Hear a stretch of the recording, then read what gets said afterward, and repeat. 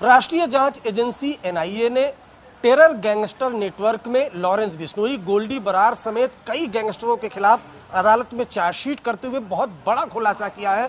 खुलासा ये कि लॉरेंस बिश्नोई ठीक दाऊद इब्राहिम की तरह अपना जो नेटवर्क है वो चला रहा है। हमारे साथ लॉरेंस बिश्नोई के वकील विशाल चोपड़ा भी हैं। सबसे पहला सवाल तो है कि लॉरेंस बिश्नोई को राष्ट्रीय जांच एजेंसी ने एक आतंकी बताया है और ये बताया है कि वो दाऊद इब्राहिम की तरह अपना गैंग बना चुका है, उत्तर प्रदेश देश भर में चला रहा है। तो इसके बारे में आप क्या कहेंगे?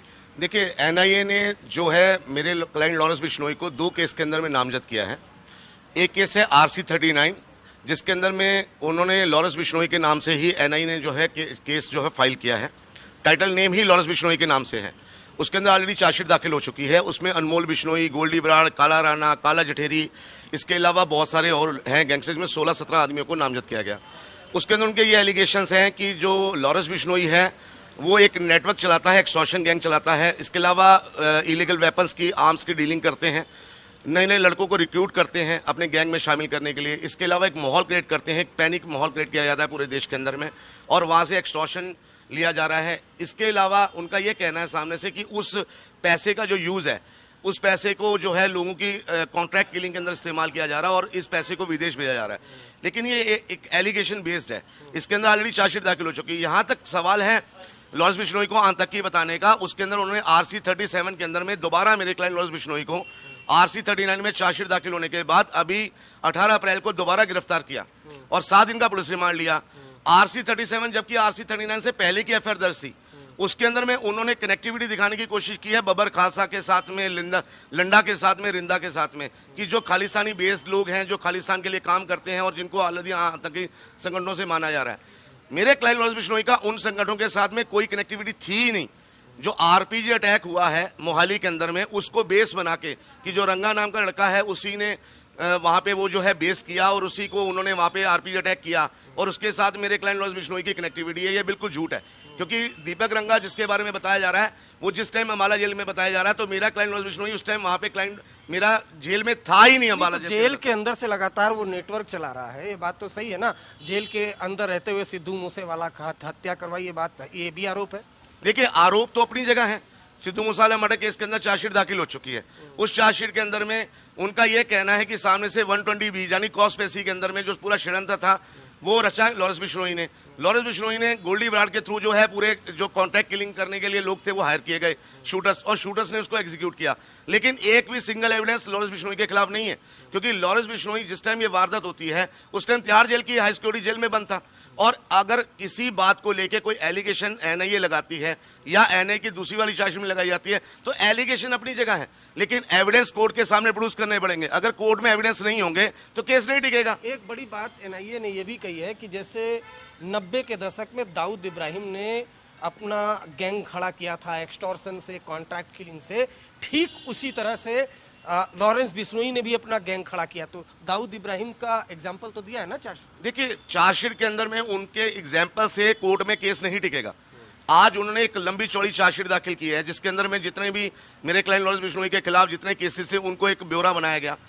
उसी बेस पे पहले मुकोका लगी हुई है, उसी के ऊपर आगे वर्किंग करती हुई एनआईए। ये अपने आप में एक फर्स्ट, सबसे पहला, आज तक का सबसे पहला रिकॉर्ड है कि गैंगस्टर्स के ऊपर यूएपीए लगाई गई हो, और ये होम मिनिस्ट्री के आदेश पे हुआ है। लेकिन चार्जशीट दाखिल कर दी गई। आज 6 महीने का लिमिटेशन था, उसके अंदर उन्होंने बार बार एक्सटेंशन मांगी। कोर्ट से एक्सटेंशन मांगने के बाद आज एक सिंगल एविडेंस RC-39 में सिवाय एलिगेशंस के मेरे क्लाइंट लॉरेंस बिश्नोई के खिलाफ नहीं है। ये भी कहा कि एक तो दाऊद इब्राहिम की तरह अपना नेटवर्क चला रहा है, दूसरा 700 से ज्यादा शूटर हैं, जो पैसे है वो हवाला के जरिए विदेशों में भेजे, उसका पूरा ब्यौरा है। देखिए, वो ब्यौरा उनको प्रोड्यूस करना पड़ेगा कोर्ट के सामने। चार्जशीट के अंदर सिर्फ एलिगेशंस हैं, और RC-37 जिसके अंदर लेटेस्ट अरेस्ट किया गया, जिसमें लंडा या उनके साथ में रिंदा के साथ दिखाया, जिसके बारे में बार बार ये बात आ रही है कि वो एक आतंकी बन गया और उसके आतंकी संगठनों के साथ संपर्क है, ये बिल्कुल अपने आप के अंदर फैब्रिकेट मुकदमा है। ये टिकेगा नहीं कोर्ट के अंदर, क्योंकि देखिए कोर्ट जो होती है एविडेंस पे चलती है, एलिगेशन पे नहीं चलती। आज आप किसी पे भी एलिगेशन लगा के उसको अरेस्ट कर सकते हैं और आगे चल के कोर्ट उसके अंदर ट्रायल जब चलता है तो कोर्ट ये सामने से निर्धारित करती है कि इसके खिलाफ कोई एविडेंस है या नहीं। पूरी एंटायर चार्जशीट को जो RC-39 की है, जिसके अंदर ये दाऊद के साथ कंपेयर कर रहे हैं, या उसके 700 शूटर दिखा रहे हैं, या एक्सटॉर्शन का पूरा नेटवर्क दिखा रहे हैं, कॉन्ट्रैक्ट किलिंग दिखा रहे हैं, हथियारों की वेपन्स का दिखा रहे हैं, और इसके अलावा जो कॉन्ट्रैक्ट किलिंग के अंदर में उसको दिखाते हैं आगे चलते फर्दर की वहां पे जो डेरा सच्चा प्रेमी था उसकी हत्या में इसका हाथ था, इस तरह की हत्या की जा रही है, एक टेरर बनाया जा रहा है। ये सब चीजें के लिए बाकायदा एक पुख्ता एविडेंस उनको कोर्ट के सामने रखने पड़ेंगे। चार्जशीट के अंदर में सिवाय एलिगेशन बेस्ड है, वो चार्जशीट आगे चल के कोर्ट में नहीं टिकेगी। अरेस्ट कर लिया गया, उसके खिलाफ चार्जशीट हुई, उसके खिलाफ एलिगेशन लगाए गए, लेकिन कोर्ट में ये केस टिकने वाला नहीं है। जहां तक बात है आरसी 37 की, जो आतंकी संगठनों के साथ इसके लिंक दिखाए जा रहे हैं, ये कैसे पॉसिबल है कि आदमी पाकिस्तान में बेस्ड है और वो बंदा कनाडा बेस्ड है, उस बंदे के साथ में लॉरेंस बिश्नोई जेल में बैठ के एक संपर्क कर लेता है और वहां से वो चला भी जाता है आगे उसके लिए, और आगे के लिए उसके लिए काम करना शुरू करता है। देखिए, आज एक बहुत बड़ा एक केस था जिसका मैं एक हवाला देना चाहता हूं कि हिंदुस्तान के अंदर सबसे बड़ा केस टाड़ा हुआ करता था 1983 के अंदर, जब मुंबई ब्लास्ट हुआ तो संजय दत्त जो एक फिल्मी हस्ती थे और बहुत बड़े उनके एक शख्सियत के बेटे हैं सुनील दत्त साहब के, उनके ऊपर एलिगेशन आया कि उनको भी कॉन्स्पिरेसी के अंदर बंद किया गया कि उनका हाथ था मुंबई ब्लास्ट के अंदर। उनका पूरा कैरियर तबाह हो गया, पूरे परिवार को तबाह किया गया, लास्ट में कुछ निकल के उनके खिलाफ नहीं आया। तो ये चीजें जो हैं, देखिए एजेंसीज अपना काम कर रही हैं, उन्होंने अरेस्ट किया, हमने कोऑपरेट किया। हाँ जी, उन्होंने इन्वेस्टिगेट करके चार्जशीट कोर्ट के सामने दाखिल की। उस चार्जशीट में एक एविडेंस दिखा दें, कहीं एविडेंस नहीं है। कोर्ट के अंदर जब चार्ज में बहस होगी तो मैं आपको दिखाऊंगा दूध का दूध पानी का पानी कोर्ट के सामने कि सिर्फ फॉल्स फैब्रिकेट एलिगेशंस हैं। मेरे क्लाइंट का ऐसा कुछ लेना देना नहीं है, और आतंकी के बारे में जो कहना है बिल्कुल सरासर झूठ है। वो बिल्कुल एक धार्मिक प्रवृत्ति का लड़का है और बिल्कुल निष्ठावान है देश के प्रति। उस लड़के को 7 साल से कस्टडी के अंदर है, एक अच्छे परिवार से पढ़ा लिखा LLB का स्टूडेंट है, उसके ऊपर मुकदमे लगाए गए। आज पुराने मुकदमे जैसे खत्म होते जा रहे हैं, नई फिर स्टार्ट होती जा रही है। पंजाब के अंदर इन दिनों 30 से 40 मुकदमे लगाए गए, दिल्ली के अंदर दोबारा मुकदमे लगाए जा रहे हैं। ये मुकदमों को फेस करता जा रहा है। आज 7 साल की कस्टडी के बाद पता नहीं और कितने मुकदमे लगाए जाएंगे, लेकिन आप देख लेंगे एक भी मुकदमे में आज तक उसको कन्विक्शन नहीं हुई और आगे भी कन्विक्शन नहीं हो सकती।